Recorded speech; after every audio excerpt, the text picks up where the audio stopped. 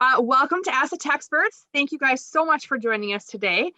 We appreciate your continuing to follow and come and learn, and we appreciate our guests and our speakers. So as we've mentioned before, Ask the Techsperts is an award-nominated and winning show, so that's exciting. And it's brought to you by Tech Lab. We are an IT firm based out of Wauwatosa, and we work with businesses and their IT needs and residential individuals as well. We can provide service if anything from plugging things into the wall, setting things up to have a virus, to help me plan and make things happen, or help I got attacked by ransomware or a virus. So all sorts of things that we can help you guys with, and we'd be happy to work with you. Tamara, you're still gonna go second, right? Sure. Okay, sounds good. So we're gonna start today with Michelle, and Michelle is the project coordinator for Tech Lab. She started with Tech Lab in March of 2019 and is my right-hand person. And so that is super awesome. And thank you to Michelle. And Michelle is going to be talking today about your ISP provider and what you need to know so that you can ask the right questions. So go ahead, Michelle. Okay, so let me just pull it up here. So today I'm going to be talking about your internet service provider and what you need to know about your internet service provider and what to do if they can't help you. So first of all, what is an internet service provider? It's the company that you're paying for internet. So the most common ones in the area here in southeastern Wisconsin are AT&T and Spectrum, but there's a bunch of other companies as well. So the first thing that I want to talk about is when you're looking at internet, what kinds of internet you can get from them, because this is really going to affect the kind of a speed that you get in terms of the kind of if you have any issues. So the types of internet that are available are dial-up, DSL, coax, and fiber. And this all has to do with the way the infrastructure of it works, and that's where the names come from. So dial-up is the slowest. It doesn't go very fast. Fiber is the fastest. It can process it can process more than a gigabyte of data per second. Most people or most businesses in I would say urban areas like Milwaukee will have coax, but if you're living out in a more rural area, you might have DSL. The kind of internet that you can get will depend a lot on your area. The more rural of an area that you're in, the less likely that you're going to be able to get something like fiber. For most people, we would say that coax is fine when you're having to do Zoom and things like that. But for companies that will run a lot of data over the internet, like if you have a voice over IP phone system, that's phone system over the internet, or if you are doing video productions, you may want fiber just because that's going to be able to handle that kind of a data.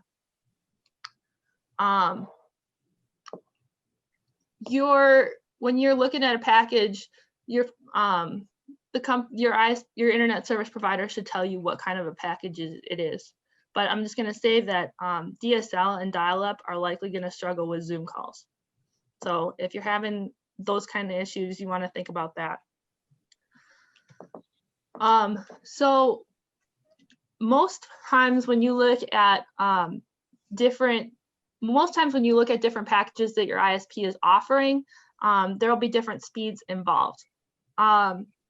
Which speed is ideal for when you're thinking about which package do you want to get, and what speed is ideal for your situation?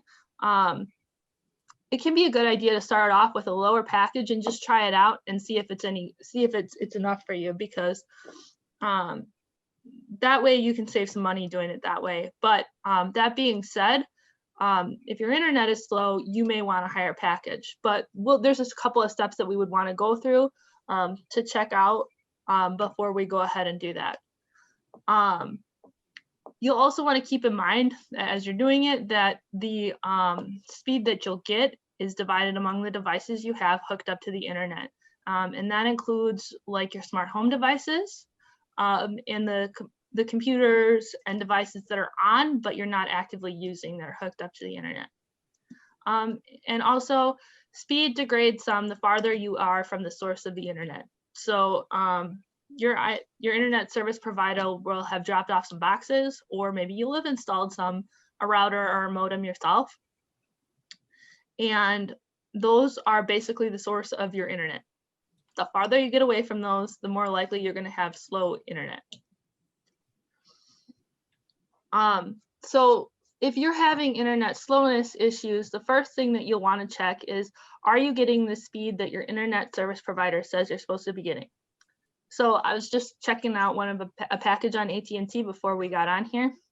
And AT&T has a package that says 100 Mbps. So what you'll do is if I have that package, what I would do is I would go to speedtest.net and run a speed test. And that'll tell me what kind of an internet speed that I'm getting. There's a couple of different ways to run, and if you're not getting that speed, if I'm not getting that speed, then I can call my ISP and say, hey, I could call AT&T and say, hey, I'm not getting the speed that I'm supposed to be getting. And there's a number of different things that they can do to help you out with that. Now, I do want to let you know that there's a couple of ways that you can run this speed test. You can run this speed test by being plugged directly into your router or modem, and that'll give you some ideas of what speed they're actually giving you. And usually that's a higher number than wherever you're having the issues. But that being said, I think it's a good idea to run it wherever you're having issues and then call the ISP, just because they might be able to help you with that. We'll talk a little bit in a minute about how to plug directly into the router to do that, though. So when you call up your ISP and say, hey, I'm having internet issues, there's a couple of things that they can do. And the first thing that they can do is they can replace your equipment that they have dropped off in your house. If you have bought it yourself, if your equipment is over 5 years old, you will probably want to replace it. The technology just gets outdated. But if you didn't buy it yourself, if you're paying your internet service provider for those boxes, they will go ahead and they can replace that for you. But oftentimes you do need to ask them to replace it for you. There are other times they will just say, hey, we can't do anything about this. And in those cases, it's a good idea to call an IT company like TechLab. When the ISP, sometimes the ISP will say, hey, this is outside of our scope, and examples of issues that they might say are outside of their scope would be if your location is, like the walls of your location interfere with the internet, like for example, they're made out of brick, or if you're having, if you have a really big place and the internet's just not getting everywhere, or if you live in a place where there's a lot of internet traffic, like an apartment complex. A company like TechLab would be able to put in Wi-Fi extenders, or a secondary router, or access points to help you get that internet coverage at a high enough speed as you are able to get in all areas of your place. So I do want to go over a couple of things that you can do in case you are not able to get a better speed from your internet service provider. And the first thing is you're going to get the strongest connection for your internet by being plugged directly into your router with an Ethernet cable. So if you need a stable and strong connection, like for an important meeting, this is a really good way to keep that to have that stable and strong connection. So when you look at the back of the boxes that that the internet dropped off, we recommend plugging into the back of the router. Sometimes the modem and router, it's all one device, but sometimes, most often, it will be two different devices that they will have dropped off. And we recommend plugging directly into the back of the router just because it's more secure. But if you don't know the difference, it doesn't really matter. It'll still work either way. And on the back of the router will be some plugins. And if you buy an Ethernet cable, you can just plug in directly into there and into your computer. Most computers will have an Ethernet connection, although not all of them will. So before you go out and purchase that connection, you may want to check on your computer and make sure that you have that kind of a cable. Whoops. If you can't manage to be directly plugged into the router, the next best wireless option is to be like right next to the router. The closer you can be to it, the better. But if and everybody else in your house has got to be on the internet for work or school, and y'all are at home, it's always a good idea to be in like the next room, or if you've got a 2-story house or multiple story house, the story above, that can be a good plan as well, or the story below. It's also a good idea to turn off other devices that are on the internet. So for example, unplugging your smart devices or turning the Wi-Fi off on everybody's cell phones, that will save you some bandwidth right there. And make it less likely that you're going to have issues during a Zoom call, for example. Another thing that can be useful is to turn off the video on your calls or split the bandwidth. For example, doing a Zoom call on your cell phone. However, this would use data. You can also close browser tabs and other programs that are pulling your speed as well, especially those with videos. Those are most likely to pull the highest amount of speed. If you have a dual band router, you'll have 2 networks. So usually what you'll see, in case you don't know what that is you'll see that you'll have the name of your network name, 5.0 or 2.0 or whatever, and you'll have 2 different networks that you can get into, usually with the same password. The 5.0 network is faster, and so if you're in a crowded apartment building, that 5.0 network should be the go-to for you. But it's worth a try it and connect to the 2.0 network if you're having speed issues, because sometimes it can be helpful. And if you have any flexibility in your schedules, it's also a good idea to see if you can stagger your work schedules, or your conferences at somebody with the other people who in your house who might need to work.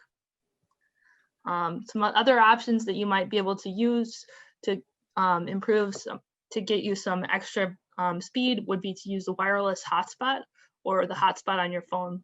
Though I have to say that the hotspot on your phone assumes that you do have, that you will have cell phone working wherever you are. What kind of questions do you guys have?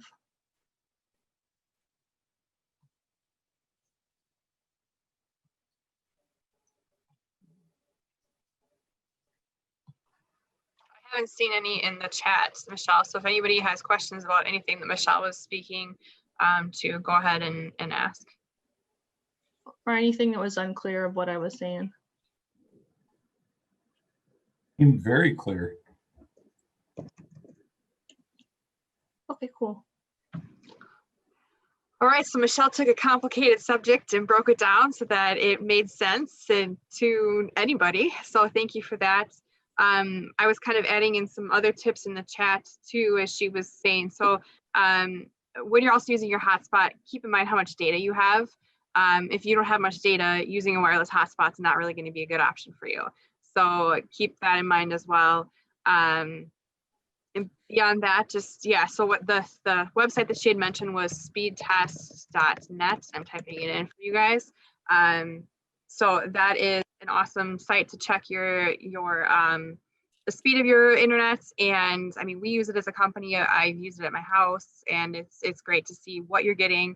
And then you, as Michelle said, you can compare it against what you're purchasing, so that you can make sure that you're getting the right coverage and what they promised you as well. So something to keep in mind. And there's so many pieces to this, as Michelle's saying too, you know, your modem, your router, you know, the computer, and any one of those can cause a problem along the way. So it's kind of a process of elimination, and that's what we would be doing too. So figuring out, is the computer the problem? Okay, the computer itself seems to be working. So is it the router? Okay, the router's working. So maybe it's actually the modem. And so then it's figuring out, again, do you own the parts? Do you rent the parts from them? And then kind of going from there. So, and if any one of those pieces don't work, you're not going to be able to get internet coverage. So hopefully you guys, go ahead. Sorry, I just wanted to say that Cody will be going into more about routers on our next program. So if you are all want to hear more, please come. Thanks, Michelle. That's a good point too. Yeah, we've had several people ask us about routers and how they work and stuff, and so we're gonna cover that next time as well. So thank you for that. So, are any other questions before we move on? Just a comment, Michelle, that was excellent. I know I kind of popped in a little later, but I did read your list because I just went through this this week. It was interesting to see the list and know that I did some of the things that are correct, but I also had some other pointers. So it was great, really thorough. So thank you. Yeah, if you have those other pointers, and I'm sure everybody would love to hear them. So go ahead and share them. Well, we have a lot of computers going on in the house at the same time because we're all working from home and schooling. So I was doing fine with my laptop, and I considered doing a hotspot, but I haven't gotten to that yet. But that is a good thing for me to look into for my phone. But my just loading and trying to get from one site to the other was really slow, just a lot of spinning. So the first thing I did is check the computer first. So I had to defrag and make sure that, you know, some of my programs on my laptop was updated, make sure I ran I have Norton, so I ran some of their tests and refreshes on the amount of memory and all of that. Like, I don't know this stuff, but I was just trying to read and click on the right buttons to do the right tests and whatever. So I did that. And then I had to take my laptop off of our Wi-Fi, like have it forget, like remove myself from the Wi-Fi, both from the actual laptop and then also from the device itself. So I did it both ways and then kept checkpointing it along the way.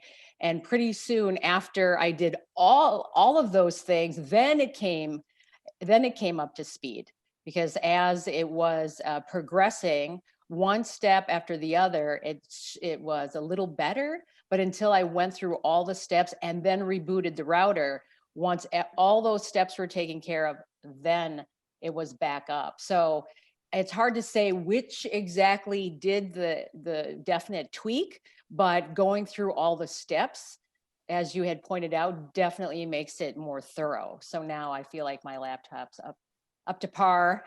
So. Were you the only one affected as well? Yes. Mm-hmm. Okay, so then that kind of narrows things down too, if other people were able to get on.